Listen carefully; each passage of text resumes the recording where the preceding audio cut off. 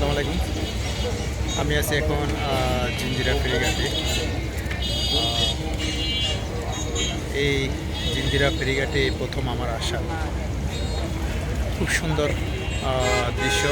বুড়িগঙ্গা নদীর জিঞ্জিরা অংশে আমি অবস্থান করতেছি। ওই পাশে যে স্পটটি দেখতে পাচ্ছেন এটিকে বলা হয় ওই পাশে যে দ্বীপের মতো যে এলাকাটি দেখতে পাচ্ছেন এটি হচ্ছে কামরাঙ্গীরচর। ঢাকাতে আসার প্রায় 8 বছর পরে আমি ওই কামরাঙ্গীরচরে এসেছিলাম এবং আমি চিনেছিলাম যে এটাই কামরাঙ্গীরচর। এখন যে অংশটিতে আছি এটি জিঞ্জিরা ফেরিঘাট। খুব সুন্দর লোকেশান, অসাধারণ, দর্শনীয়, দেখার মতো একটি জায়গা। এই প্রথম আমি এই ফেরিঘাটে আসলাম, যদিও আমার কেরানীগঞ্জে অনেকবার আসা হয়েছে। কেরানীগঞ্জের এই দৃশ্যগুলো দেখার আমার সুযোগ হয়েছে, তথাপি এই জিঞ্জিরা ঘাটে আমি এই প্রথম আসলাম, ফার্স্ট টাইম আসলাম। ওকে, আপনাদেরকে আবারও আরেকটু ঘুরে ফিরে বা ঘুরিয়ে ঘুরিয়ে দেখাবো এই জিঞ্জিরা ফেরিঘাটের অংশটি। ওকে, লেটস সি।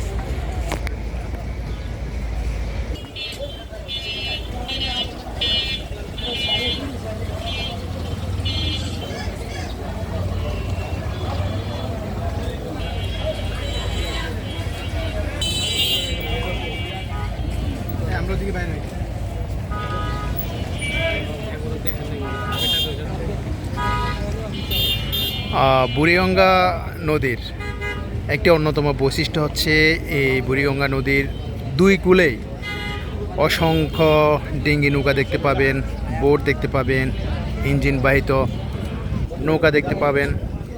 প্রত্যেকটি স্পটে রয়েছে অসংখ্য ঘাট, এক পাশ থেকে এক পাশে মানুষ আসা যাওয়া করে।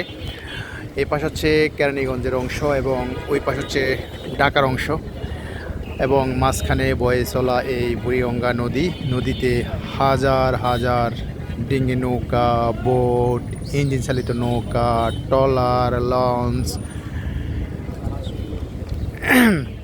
এইসব যানবাহন ব্যবহার করে মানুষ এক প্রান্ত থেকে এক প্রান্তে যাতায়াত করে, ইভেন মালামাল বহন করে থাকে। আর যে সদরঘাট হচ্ছে একেবারে আমি যে অবস্থানে আছি এখান থেকে পূর্ব দিকে সদরঘাট। আর এটি হচ্ছে আমার এই অপোজিটে হচ্ছে ওয়াইজ ঘাট, আর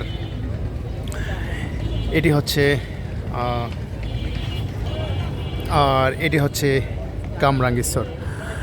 এবং এই বুড়িগঙ্গা নদী ওই পাশ কামরাঙ্গীরচরের পরেই তুরাগ নদী নাম ধারণ করে, সেটি একেবারে পুরো ঢাকাকে প্রদক্ষিণ করে সেটি উত্তরার দিকে চলে গিয়েছে।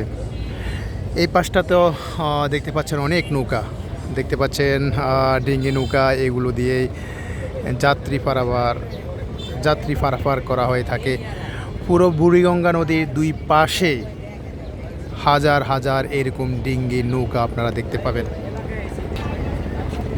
এখন আপনাদের বুড়িগঙ্গা নদীর পানি সম্পর্কে কিছু কথা বলবো। বুড়িগঙ্গা নদীর পানি পরিষ্কার নয়, এই পানি নোংরা আবর্জনা যুক্ত।